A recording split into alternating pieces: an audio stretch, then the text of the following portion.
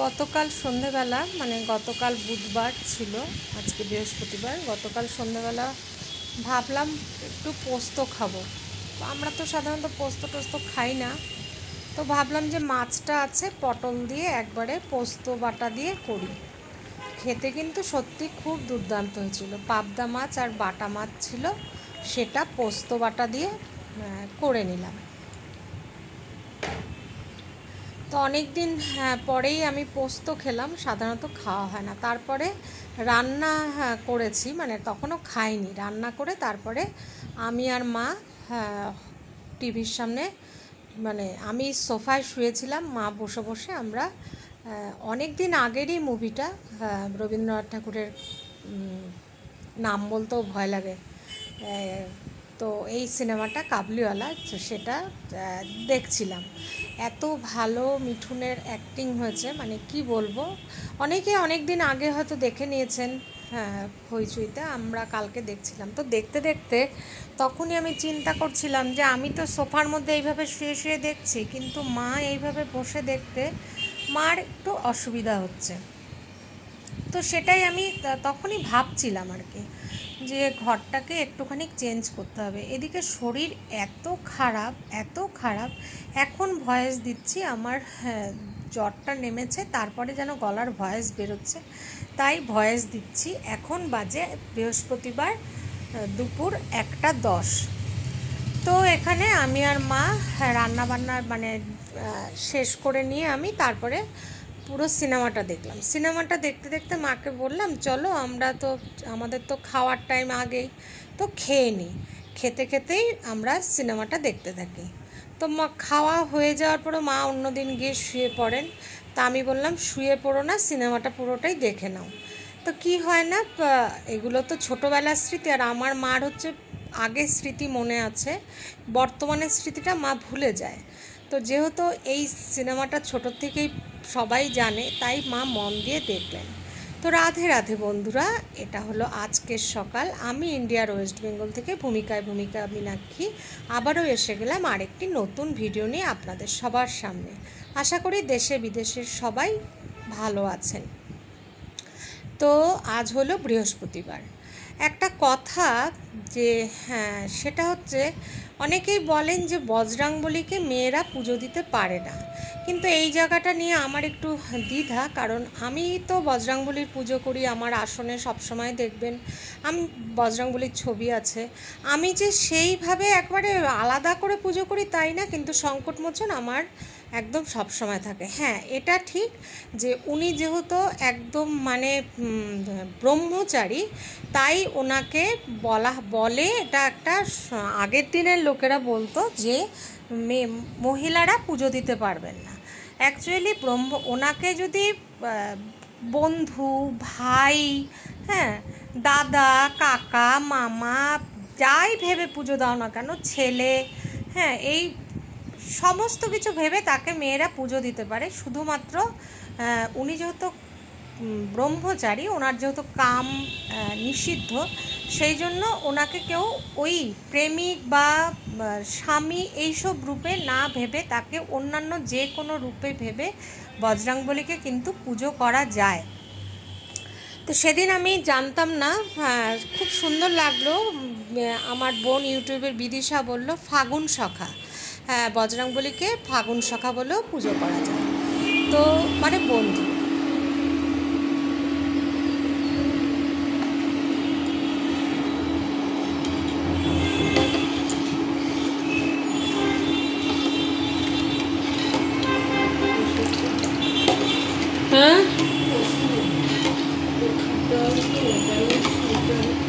আরে খাবো তোমাকে খেতে দিয়ে নিয়ে আমি একটু কফি খেয়ে তারপরে ওষুধ খাবো।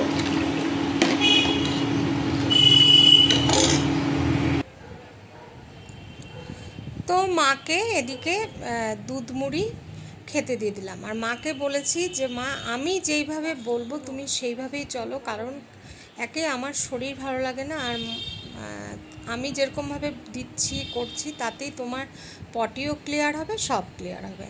আর যেমনিভাবে মায়ের ওষুধ রেডি করে রাখি তেমনিভাবেই করে দিচ্ছি। তারপরে আমি আর পারছিলাম না, আমি এসে শুয়ে পড়েছি, কারণ আমার শরীর অসম্ভব খারাপ লাগছিল। তারপরে কফি আর দুটো বিস্কুট খেয়ে তারপরে ক্যালপল 650 খেলাম। এতদিন আমি খাইনি, মেয়ে বলছিল মা খাও খাও, তো খাইনি। আজকে খাওয়ার পরে তারপরে দেখলাম যে শরীরটা একটু ভালো লাগছে, আর ভালো লাগছে মানেই মীনাক্ষী শুয়ে থাকবে না, তাকে কাজ করতেই হবে। তো ওই যে বললাম না, গতকাল দেখছিলাম যে টিভিটায় যখন খেতে বসছি তখন আমাদের টিভিটা দেখতে অসুবিধা হচ্ছে, তাই ভাবলাম আজকে জায়গাটা পরিবর্তন করে নেব। আর যেটা ওই যে কথা বলছিলাম যে বজরংবলীকে কিন্তু নির্দ্বিধায় মেয়েরা পুজো করতে পারে, এটা কোনো ব্যাপারই না। খালি বজরংবলী যেহেতু ব্রহ্মচারী, তাই ওনার কিছু নিয়ম আছে, সেই নিয়মগুলো একটু মেনে পুজো দিলেই ব্যাস পুজো করা যায়। আর ঠাকুর তো সবার মঙ্গলই কামনা করে, ঠাকুর তো এই না যে পুজো করা যাবে না, ছেলে মেয়ে। যাই হোক, এটা নিয়ে আবারও কোনো দিন না হয় বিশ্লেষণ করা যাবে। তো আমি এদিকে তখন যেহেতু ভাবছিলাম যে কালকে অসুবিধাটা দেখলাম, ফিল করলাম, তো সেই জন্য এদিকে কাজ শুরু করে দিলাম। আর একটু তখন শরীরটা ভালো লাগছে, এই যে এখন ভয়েস দিচ্ছি, আজকে দেখুন আমার ভয়েসটা বেশ জোরেই। এই কদিন কিন্তু মেয়ে বলেছে মা ওষুধ খাও ওষুধ খাও, তো আমি খাচ্ছিলাম না। এদিকে আবার বলে কোভিড চারা দিয়েছে, মানে শুনলেও ভয় লাগে। তো হ্যাঁ, যাই হোক, তো মা শুয়েছিল, মার স্নান টান হয়ে গেছে, তো আমি এদিকে তখন এই যে কাজ শুরু করে দিলাম। আর একটুখানি ঘরের পরিবর্তন করলে দেখতেও ভালো লাগে, যেমন মানুষের চেহারার একটুখানি যত্ন করলে ভালো লাগে, তেমনি পরে ঘরেরও একটু জিনিসপত্র সরালেই, যতই আমরা প্রতিদিন ঝাড়া পোছা করি না কেন, জিনিসপত্র সরিয়ে সরিয়ে দেখলে দেখা যায় পেছনে অনেক ঝুল বিশেষ করে পড়ে। আর এত টিকটিকি, মানে কি বলবো, টিকটিকির জ্বালায় একবারে অস্থির হয়ে যাচ্ছি। তো বন্ধুরা, যদি কেউ ক্লিক করে থাকো নতুন বন্ধু, তাহলে আমার ভিডিও প্লিজ ভালো লাগলে সাবস্ক্রাইব করো। আর আমার সম্বন্ধে যদি কিছু জানতে চাও তাহলে একটু আগের ভিডিও দেখলেই জানতে পারবে। আমি একজন খুব ঘর গোছানো কাজপ্রেমী মানুষ গো, শুয়ে বসে থাকতে একদমই পারি না। নিজের শরীরের চেষ্টা করি নিজের সুস্থ থাকার। এটা নতুন বন্ধুদের জন্য বললাম, পুরনো বন্ধুরা তো জানেনি। কিন্তু ওই কয়েকদিন ধরে একটু শরীরটা খারাপ যাচ্ছিল, মনটাও খারাপ যাচ্ছিল। যাই হোক, আজকে এই যে ওষুধটা খাওয়াতে এখন একটু স্বর বেরিয়েছে গলার। আর টিভি চালিয়ে যেহেতু আমি কাজ করছিলাম, সেই জন্য অরিজিনাল সাউন্ডটা আমাকে একদমই মিউট করে দিতে হয়েছে। হ্যাঁ, তো এর মধ্যেও একদিন একটা খুব ভালো পোস্ট করতে যাচ্ছিলাম, সেটাতে সব রেডি করার পরে কপিরাইট পড়ে গেছে। তো এগুলো খারাপ লাগে। তো যাই হোক, এই যে ডাইনিং টেবিলটা এখানে নিয়ে আসলাম যাতে টিভির সামনে বসে আমি আর মা একটুখানি দেখতে পারি, টিভি দেখে দেখে খেতে পারি। এটাই ছিল আজকের মুখ্য উদ্দেশ্য। আর তার সাথে একটুখানি ঘরটাও ডিপ ক্লিন হয়ে গেল। হ্যাঁ, তো এই যে পরিষ্কার করে নিচ্ছি একটুখানি ডিটারজেন্ট পাউডারে, মানে আমি তো সানলাইটের গুঁড়োই ইউজ করি, সেখানে চুবিয়ে কাপড়টা সেটা দিয়ে এই যে মুছে নিচ্ছি। আর আমার এই নাইটিগুলো না একদম রং জ্বলে গেছে, সত্যি কথা। কিন্তু গরমকালে মানে এগুলো পরেই খুব আরাম।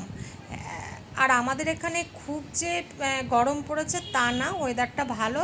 তবে এতদিন গায়ে জ্বর থাকাতে যেন মনে হচ্ছিল বেশি ভালো ওয়েদার, বেশি ঠান্ডা লাগছে। কিন্তু আজকে এখন জ্বরটা বর্তমানে নামাতে, জ্বর ঠিক আমার গায়ে কিন্তু বোঝা যায় না, কিন্তু প্রচণ্ড মাথা ব্যথা, হাত পা চিবাচ্ছে, মানে কপাল ব্যথা করছে, চোখ জ্বলে যাচ্ছে, এইসব। ঠিক আছে, তো মুখে স্বাদ পাচ্ছি না ঠিক মতো, ওই জন্য একটুখানি এইসব পোস্ত বাটা। তারপরে তার আগের দিনও দেখেছেন আমি তরকারিতে মিষ্টি খাই না, মিষ্টি দিচ্ছিলাম। হ্যাঁ, মানে তেল একটু বেশি খাচ্ছিলাম, এসব করছিলাম, মুখে স্বাদ নেই দেখে। তো যাই হোক, তো এদিকে